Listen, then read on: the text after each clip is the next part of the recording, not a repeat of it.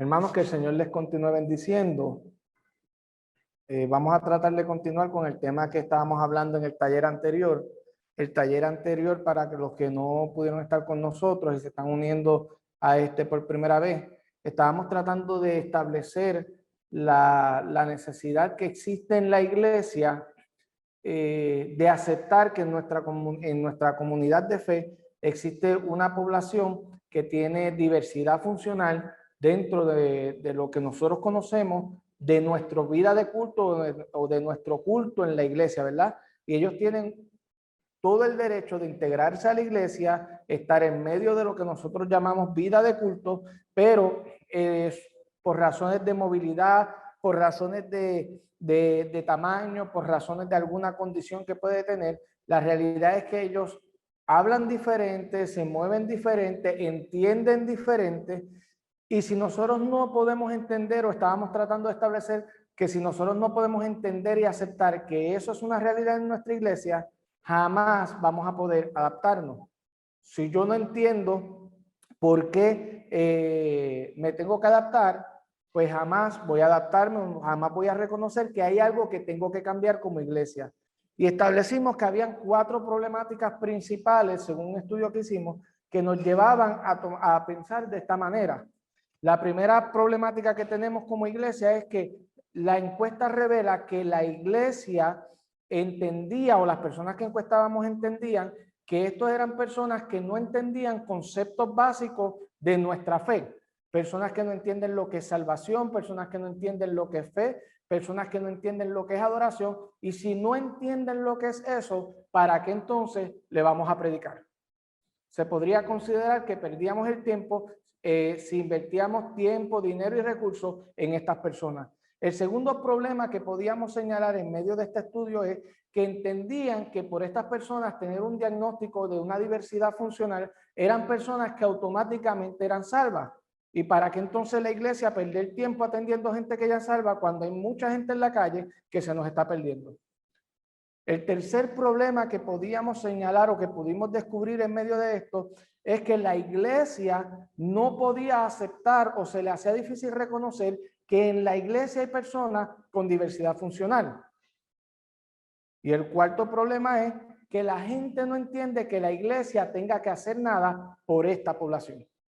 Y mientras nosotros como iglesia establezcamos que esos son los 4 principios en cuanto a la condición de una persona con diversidad funcional, no hay nada que hacer. Si no acepto el problema, no tengo que adaptarme a nada. Así que en la charla anterior tratamos de establecer todos los criterios que pudimos para que pudiésemos reconocer como iglesia que hay algo que debemos atender. Dios ama a estas personas, Dios quiere que estas personas vayan hacia Él, Dios quiere que estas personas conozcan la verdad, Dios quiere que estas personas crean en Él, pero más importante, Dios quiere que nosotros como iglesia le presentemos el plan de salvación a estas personas. Repito, como terminamos la conferencia anterior, es necesario que como iglesia entendamos que estos son personas y hermanos de nuestra congregación que necesitan ser evangelizados, que necesitan ser discipulados y que necesitan ser reconocidos dentro de una vida ministerial dentro de la iglesia. Después de todo, eso es un acto de amor de nosotros por ellos también. Así que terminamos diciendo qué podíamos hacer ante esa realidad. Solamente una cosa, y es como iglesia adaptarnos. Así que ahora vamos a tratar de hablar de lo que es la adaptación de la iglesia ante esta realidad que estamos viviendo. ¿Qué puede hacer la iglesia para manejar esta realidad que está ante nosotros? Pues la iglesia lo primero que debe hacer es establecer la responsabilidad y entender que tenemos una responsabilidad como iglesia de educar a esta comunidad. Que algo tenemos que hacer para adaptarnos y poder ayudar a esta comunidad a conocer a Cristo. Que nosotros debemos ser intencionales en equiparnos y tener los recursos necesarios dentro de la iglesia para que estas personas puedan adorar al Señor de una manera digna. Es necesario que nosotros permitamos en la iglesia que se genere el ambiente adecuado para que estas personas puedan ser recibidas dentro de nuestras congregaciones, para que estas personas puedan ser restauradas, para que estas personas puedan ser edificadas, pero sobre todo para que estas personas puedan tener un encuentro real con Dios. Ellos necesitan salvación, igual que cualquier otro. No porque él tenga autismo, no me libro a mí de la responsabilidad de presentarle a Cristo. No porque esta persona tenga síndrome Down, nos vamos a echar a un lado y ya no le vamos a presentar a Cristo. Ellos necesitan conocer la verdad, al igual que todos. Y hay forma de expresarle esa verdad adaptándonos a ellos. Adaptarnos a ellos requiere que nosotros tengamos un plan de trabajo en muchas direcciones.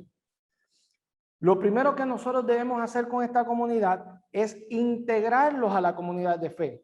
Debemos exponerlos a lo que nosotros hacemos. Debemos intentar que este niño o este joven o este adulto se una al grupo de jóvenes de la iglesia, se una al grupo de caballeros o de damas de la iglesia, o se una al grupo de niños de la iglesia, ¿verdad? Nosotros debemos tratar de integrar a estos hermanos a lo que la iglesia generalmente practica y como lo haríamos con cualquier otra persona. Vuelvo y repito, ¿cuántos de nosotros hemos visto a muchos de estos niños llegar a nuestras congregaciones, llevan 10, 12, 15 años en la congregación y a nadie se le ha ocurrido intentar de que esta persona sea bautizada o que comparta la Santa Cena junto con nosotros? Llevan 15 años en la iglesia y pensamos que eso no es necesario para ellos. Y nosotros tenemos que entender que no tenemos dos comunidades de fe, tenemos una comunidad de fe. Todos somos uno, un cuerpo, Cristo la cabeza, y Él es parte de ese cuerpo. Y como parte de ese cuerpo, somos nosotros los llamados a integrarlo a nuestra comunidad de fe. Todos somos útiles y bienvenidos dentro de la iglesia. Pero para que Él se sienta aceptado dentro de la iglesia, hay algo que nosotros debemos hacer. Mostrar comprensión a su condición, mostrar tolerancia, paciencia, respeto, pero sobre todo mostrar aceptación. Yo te amo tal cual tú eres. No necesito que tú cambies, yo no te voy a cambiar, Dios te hizo así. Y ahorita vamos a ver lo que implica esta aceptación y ese respeto. Porque hay muchas cosas que nosotros hacemos dentro de la congregación en aras o con el mejor sentido de respeto, con la mejor intención del mundo, pero no nos hemos preguntado si esta persona que está allí sentado se siente cómodo con lo que hayamos hecho. De hecho, estaba hablando con un padre de un niño de la Alianza que tiene enanismo y él me expresaba a mí cuán difícil era cuando alguien de la iglesia se acercaba al niño y para el niño también y le decía, llegó el enanito. Para la iglesia, eso era un acto de cariño. Ay, qué lindo se ve. Pero perdónenme, ese padre me decía, mi hijo no es la atracción de la iglesia. Él no es el personaje de circo que llegó a la iglesia para que todo el mundo le tenga lástima. Mi hijo no se está muriendo.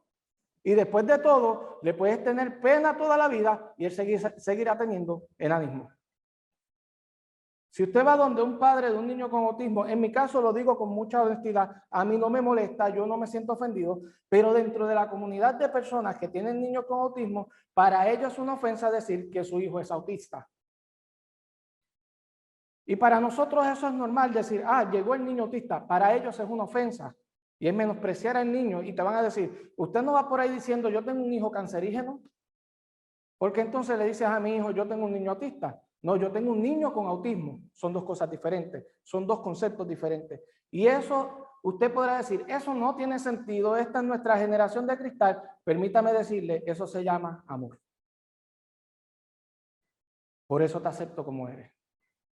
Y no necesito usar ningún término que aunque para mí no sea malo, para ti puede ser ofensivo. Paciencia, respeto, amor. Después de todo, Dios no te mandó a llamar, perdón, no te llamó solamente a amar a las personas neurotípicas. Dios te llamó a amar a todos.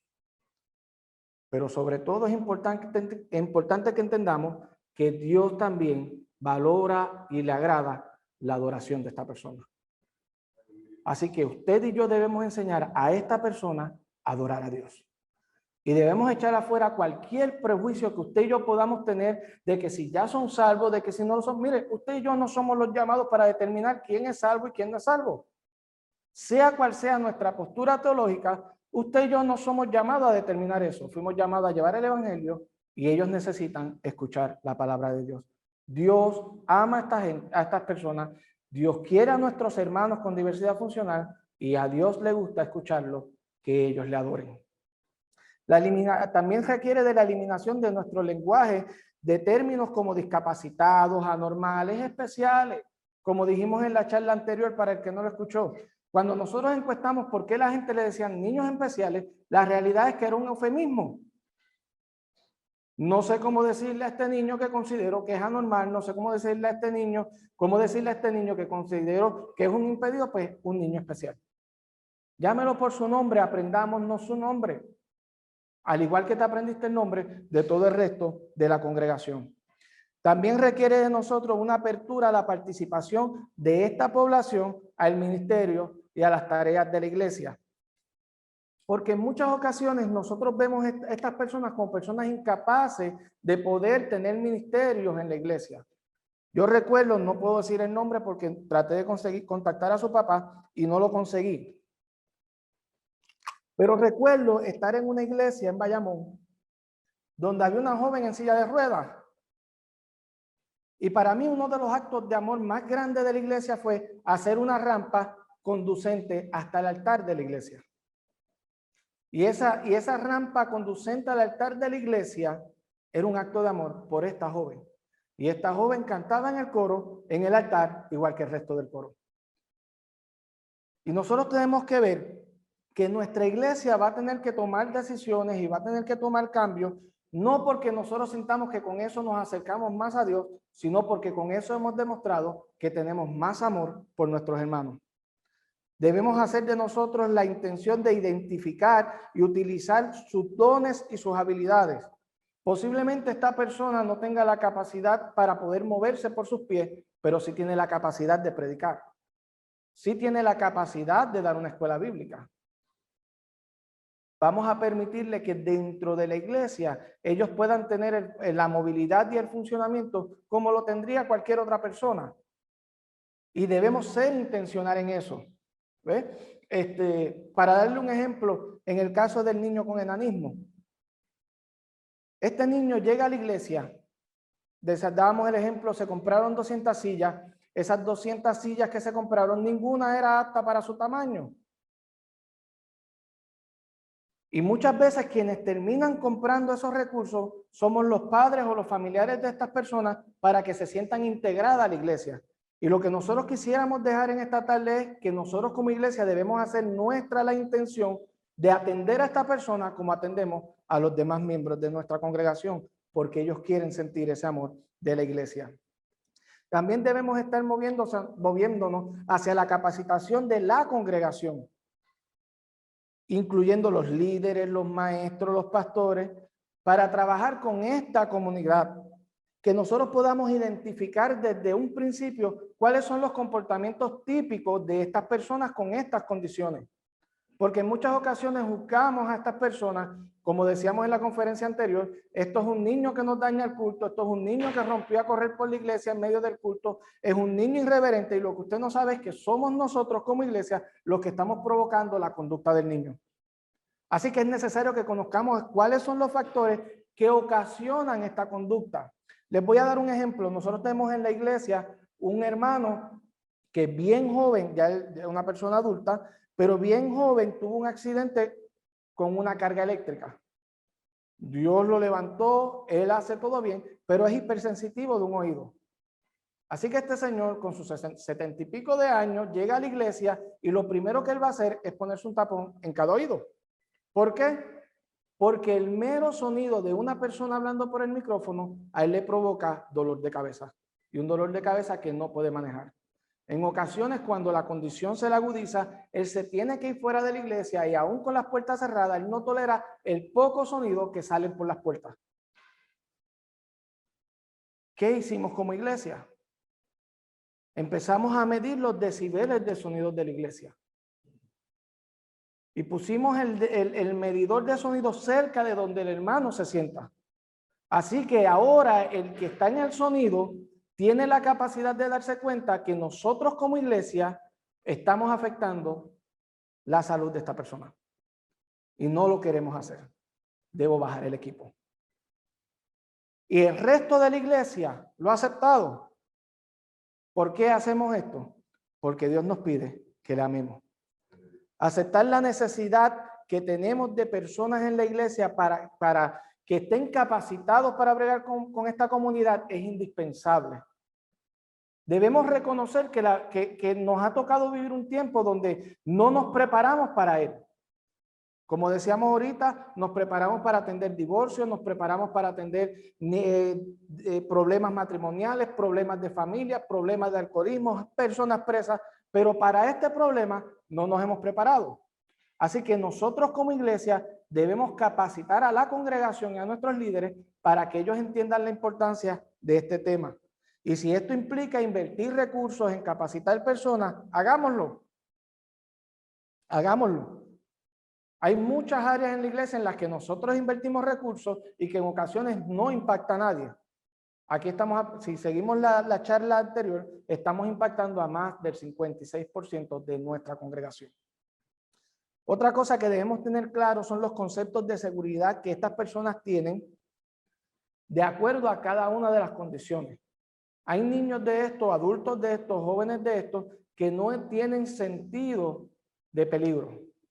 Y nosotros como iglesia tenemos que hacer la iglesia apta para que ellos no estén en riesgo. Así que ya podemos ver que hay mucho en lo que podemos trabajar.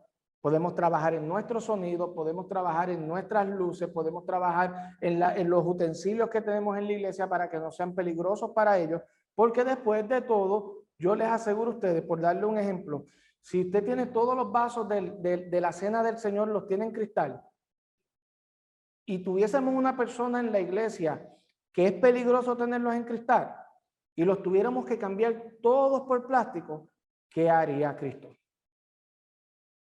¿Se olvidaría de esta persona o por amor a él haría el cambio? Y hay muchas cosas en las que nosotros podemos trabajar por amor a ellos. Aprender a manejar este tema frente a ellos es indispensable. Los niños con diversidad funcional, depende de su condición, no piensa como usted y yo pensamos. Y esto es vital dentro de la iglesia. Porque muchas veces lo que más ofende a un niño con diversidad funcional, usted puede creer que son las oraciones de la iglesia. Parece increíble, pero nuestras oraciones en muchas ocasiones son ofensivas para esta comunidad. Déjenme leerle un extracto de un escrito que escribe un hombre que se llama Jim Sinclair. Y él es una persona adulta que dando una charla de autismo decía cómo él se sentía cuando hablaban de él. Y estas son sus expresiones. El autismo es una forma de ser y no se puede separar el autismo de la persona. Escuche bien estas palabras de él. Entonces, cuando una persona dice, ojalá mi hijo no tuviera autismo, lo que en realidad está diciendo es, ojalá mi hijo no existiera. Y ojalá tuviera otro hijo diferente. Cuando este hombre narraba esto en su conferencia, él decía que esto era lo que él sentía cuando oraban por él. Entonces tengamos cuidado porque ellos no procesan la información como usted y yo la procesamos. Por otro lado, él está consciente, ellos están conscientes que esta diversidad funcional que ellos tienen no la pueden cambiar. Claro que el que tiene enanismo, si pudiera dejar de tener esa estatura y crecer 5 pies más, lo haría, pero no va a dejar de tenerlo.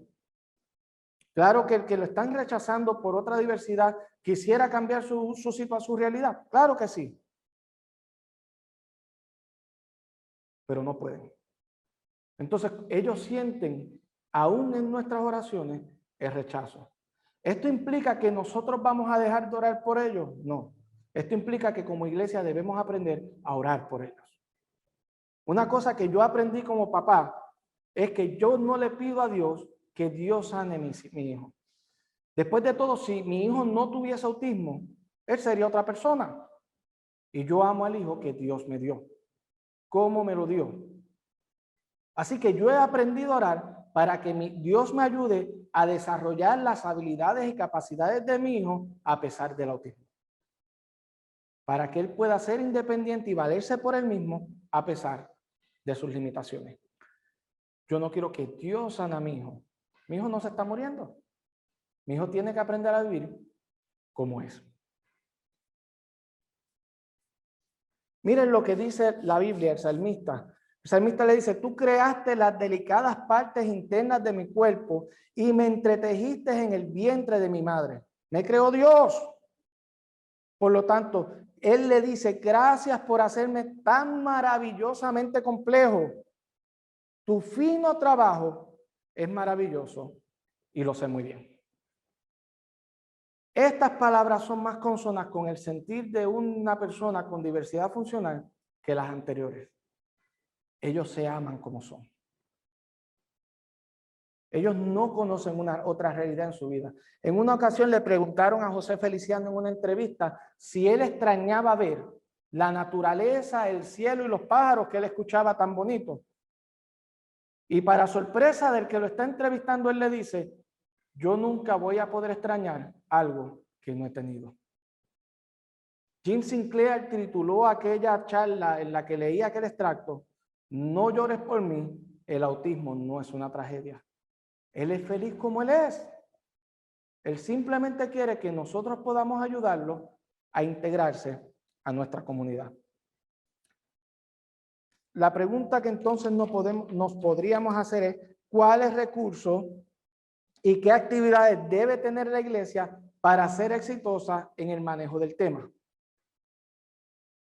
Lo más que yo te podría decir es que para poder integrar a las personas con diversidad funcional y capacitarlas a integrarse a la iglesia y capacitar a la iglesia para trabajar con ellos, nosotros tenemos que ser intencionales en poner parte de nuestros recursos disponibles a la iglesia para que estas personas puedan sentir la iglesia como un lugar en el cual ellos quieren llegar. Fíjense qué interesante. Hay una iglesia, si mal no recuerdo, es en Australia, que entendió este concepto y transformó su iglesia en algo que ellos llaman una iglesia autismo amigable. Y para sorpresa del pastor de esta iglesia, en el primer año la iglesia tuvo un crecimiento de un 400%. Y él dice, la sorpresa mayor fue que el 90% de la gente que llegó y se convirtió a la iglesia no tenía autismo.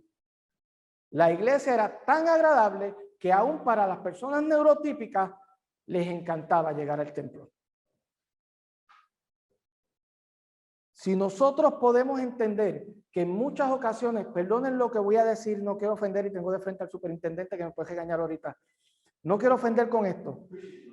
Pero la realidad es que en muchas ocasiones nuestras iglesias se convierten más que en un lugar agradable, en un cuarto de tortura para esta comunidad. Y no nos hemos dado cuenta.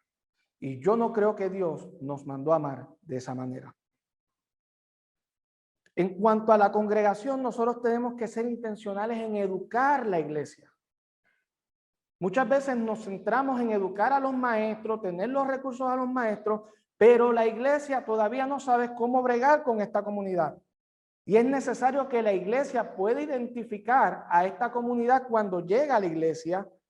Es necesario que los maestros de la escuela de escuela dominical, sepan trabajar con esto. Permítanme decirle algo y ahorita lo voy a leer también. Esto, más que lo que hablábamos ahorita de salvación dentro del aspecto espiritual, dentro del aspecto personal, estamos hablando también de conceptos de vida o muerte dentro de la iglesia. Y ahorita vamos a ver por qué lo digo. Así que es responsabilidad de nosotros como iglesia educar a la iglesia cómo hablar y cómo enseñar el evangelio. Y es responsabilidad de nosotros educar a los maestros de escuela bíblica de cómo elaborar una clase adecuada para esta comunidad. Eso va a implicar que nosotros vamos a tener que darle acceso a la iglesia a recursos que hasta hoy no se tienen. Recursos que pueden ser personas, recursos que pueden ser equipos, recursos que pueden ser materiales didácticos. Vamos a preguntarnos por un momento, ¿cuántas de nuestras iglesias tienen una Biblia para una persona no vidente? No pensamos en eso.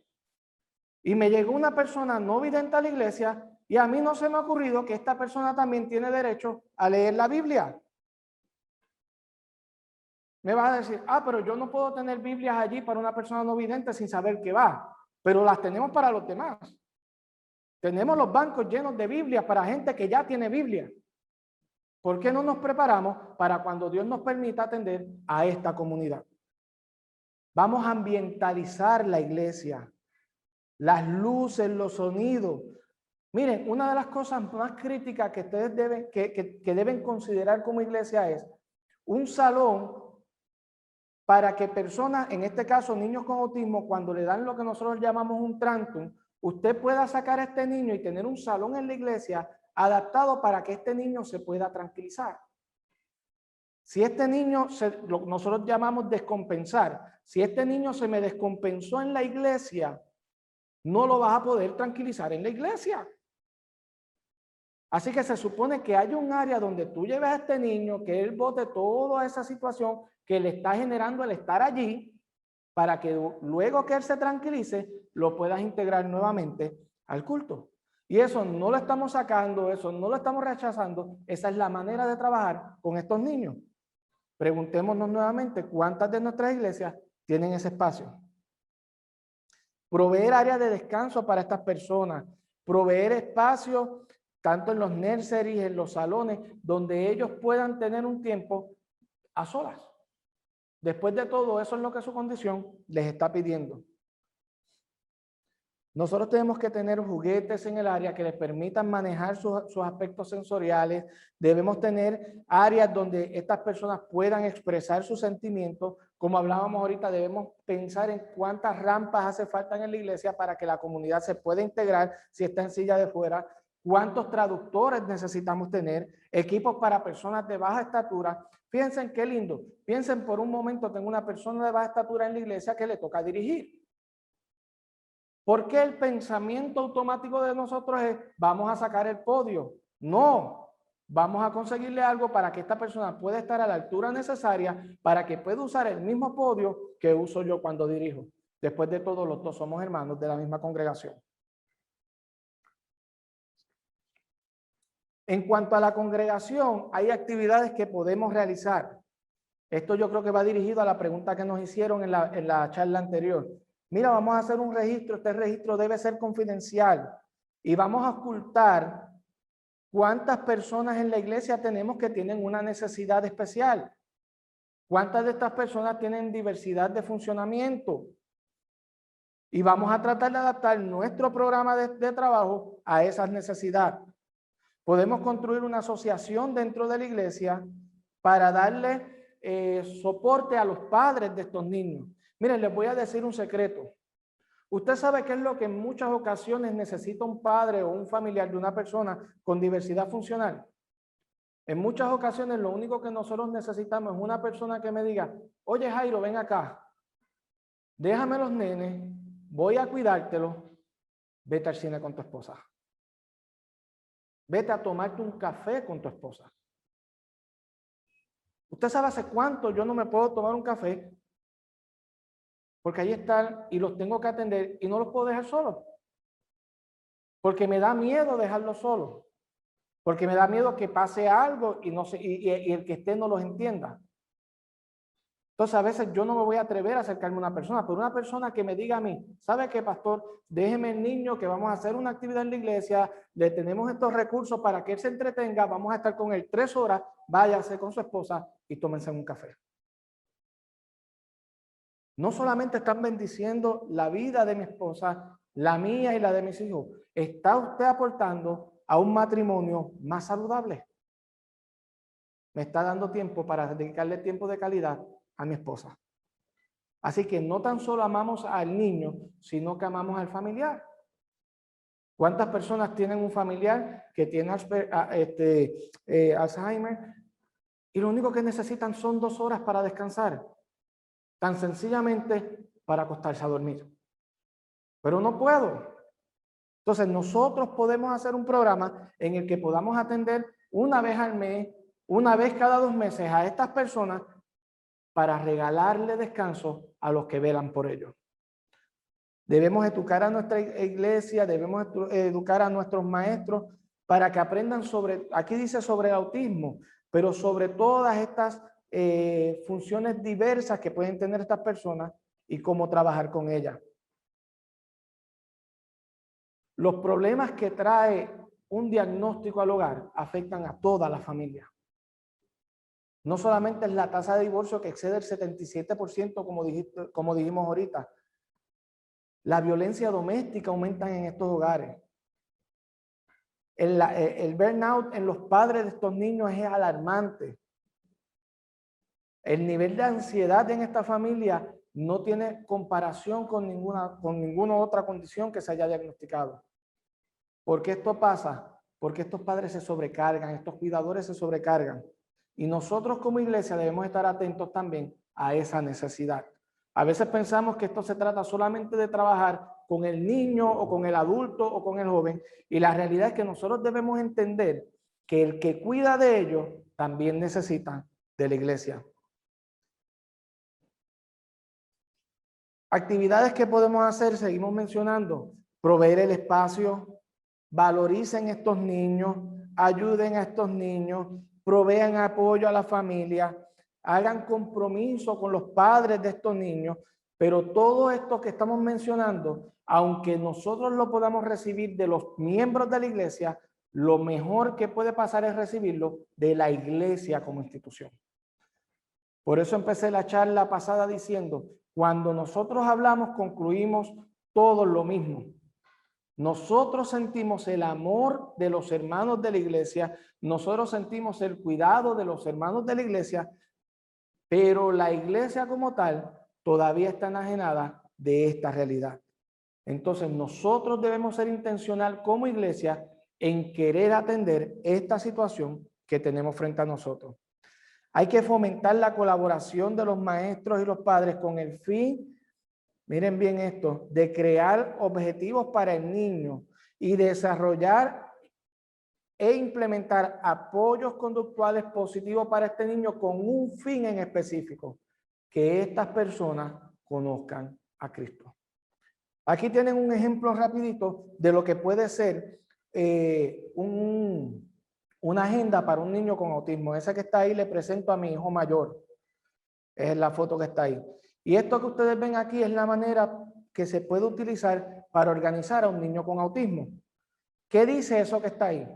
Eso le está diciendo a mi niño que él se levantó por la mañana, nos vamos a montar al carro, una vez salgamos del carro vamos para la iglesia, una vez lleguemos a la iglesia vamos al devocional, una vez el devocional se acabe, ahí hay una puerta que es la del salón, una vez salimos del salón vamos a estudiar la Biblia, que es la clase bíblica, una vez salimos de la clase bíblica vamos a orar para terminar, una vez terminamos con la oración tenemos un tiempo en el que vamos a saludar a la gente y después de eso regresamos a casa. Eso es lo que dice ahí.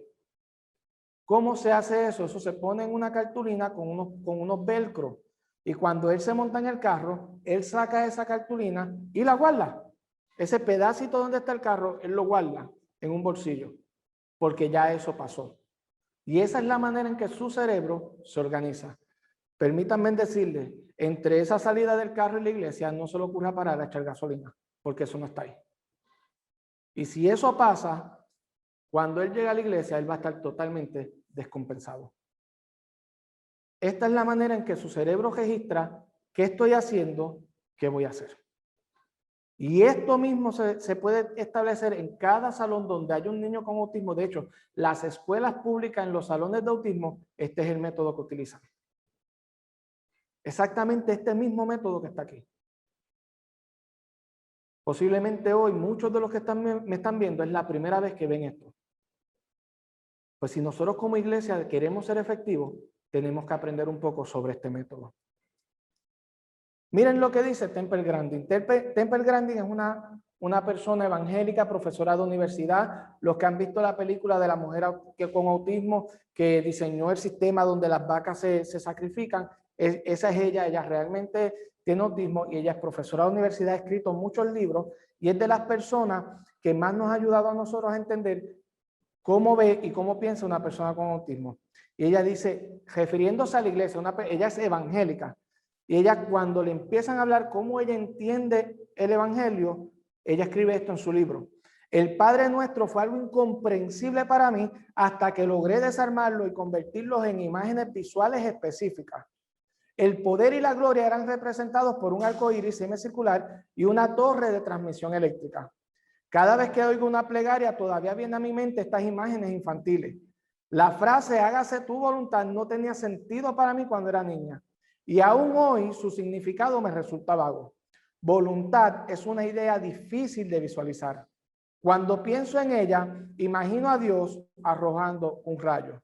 Otro adulto con autismo escribió que visualizaba que está en el cielo como un anciano sentado sobre las nubes. No caer en la tentación se representa como la bandera de la baranda de una escalera. La palabra amén al cierre de la oración era un misterio, un hombre. Amén. Al final de toda esta secuencia, nada tenía sentido. Podemos hablar mucho, pero si como iglesia no entendemos esto, nuestros niños terminarán siendo ateos y agnósticos. Como decía la encuesta que estudiamos en la charla anterior. Esto que le estoy presentando es cómo se le enseña el Padre Nuestro a un niño con autismo. Y vamos a ser honestos. ¿En cuántas de nuestras iglesias existe esto? En ninguna. Porque no lo conocemos. Demos gracias al Señor por esta oportunidad que tenemos hoy de saber que esto existe. ¿Por qué esto es así? La misma Temple Grandin tiene un escrito donde habla sobre cómo las imágenes le permitieron a ella entender lo que es nuestro diario vivir. Y ella escribe lo siguiente: pienso en imágenes. Las palabras son como un segundo idioma para mí. Así que ella lo que hace es que coge las imágenes, las palabras y las cambia a imágenes para poder entendernos. Traduzco las palabras, tanto las habladas como las escritas, a películas de cine a todo color, acompañadas de sonidos que pasan por mi mente como una cinta de video. Cuando alguien me habla, sus palabras se traducen instantáneamente en imágenes. Quienes piensan básicamente por medio del lenguaje suelen encontrar que este fenómeno es difícil de entender. Pero el pensamiento visual significa una enorme ventaja en mi trabajo como diseñadora. Uno de los misterios más profundos del autismo ha sido la notable capacidad de la mayoría de los autistas para sobresalir en su habilidad visual espacial, al mismo tiempo que su desempeño verbal es muy pobre. En otras palabras, lo que ella está diciendo, ustedes quieren que nosotros les entendamos, háblenme de esta manera. Si no, jamás voy a entender tu evangelio. Tengamos cuidado con lo que enseñamos y cómo lo enseñamos como iglesia. Porque nosotros debemos prevenir situaciones que puedan rozar en el peligro vital, como que un niño con autismo comprenda apropiadamente el concepto de vida eterna y de protección divina y pueda pensar que el morir es un paso más en la evolución social. Y como es lógico, buscar su muerte como un paso más en su camino por la vida. Déjenme explicar esto. Lo que esto quiere decir es que un niño con autismo, usted le enseñó que todos queremos ir al cielo, eso es lo mejor que pasa, nosotros estamos deseosos de ir al cielo, aquí hay 150 personas que todos están esperando ir al cielo. La pregunta del niño detrás de esto es, ¿y qué te lo impide? Ah, porque al cielo vamos a ir cuando estemos muertos. No se preocupe, él puede llegar a su casa y se quitó la vida. Porque ese es el próximo paso, llegar al cielo. Así de delicado y de serio es este tema. No es tan solo que él pueda aceptar a Cristo, es que lo hagamos de una manera que no sea perjudicial para él. Voy a saltar algunos de los slides porque el tiempo se está terminando y hay cosas que deberíamos entender como iglesia para ello. Actividades que nosotros debemos tener como iglesia para poder atender esta situación. Lo hemos dicho un montón de veces. Todo comienza por la capacitación. ¿Por qué le damos tanto empeño a la capacitación? Porque esa es la que me va a permitir aceptar el problema. Nuevamente, sin aceptación no hay adaptación.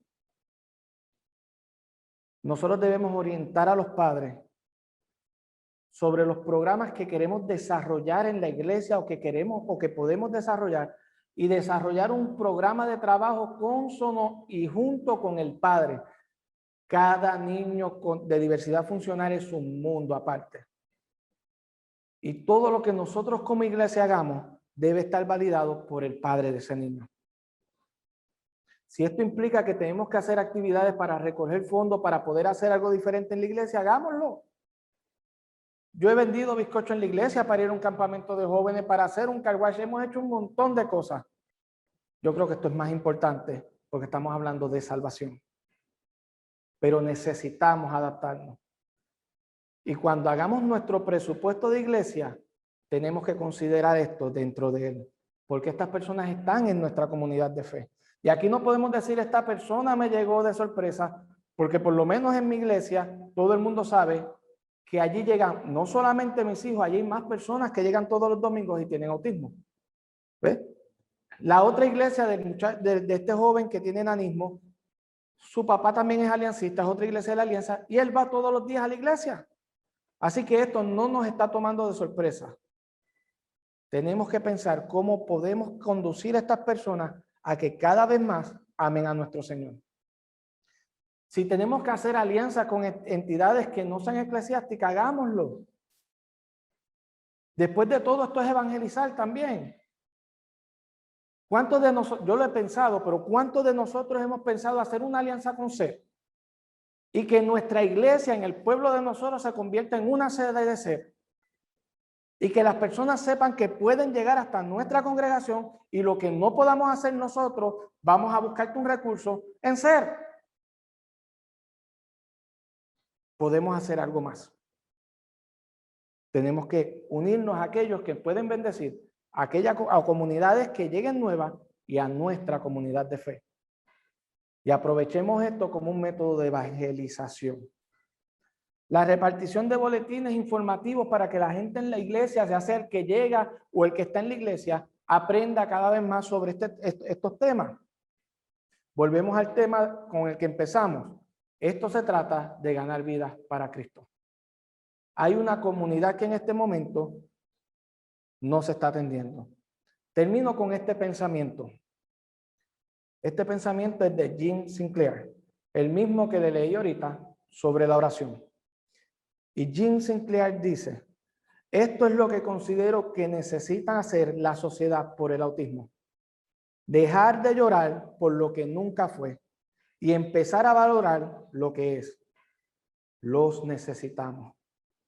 Necesitamos su comprensión y su ayuda. Su mundo no está lo suficientemente abierto para recibirnos y nunca podremos cambiarlo sin su apoyo. Es cierto, con el autismo ocurre una tragedia, no por lo que nosotros somos, sino por todo lo que tenemos que soportar. Si quieres estar triste por algo, puedes estar triste por eso. Pero en lugar de ponerse triste, enojarse por ello y luego, perdóneme, pero en lugar de ponerse triste, enójese por ello y luego haga algo para cambiarlo. La tragedia no es que nosotros estemos aquí. Lo trágico es que su mundo no tenga un lugar para nosotros. Mi anhelo como padre de 2 niños con autismo, que mis hijos no tengan un día que decir esto de la iglesia. Termino como terminé la charla anterior. Yo quiero una iglesia que anhele evangelizar a mis hijos. Yo quiero una iglesia que sea intencional en discipular a mis hijos.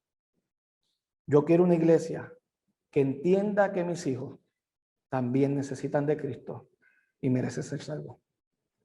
Dios les bendiga y Dios les guarde.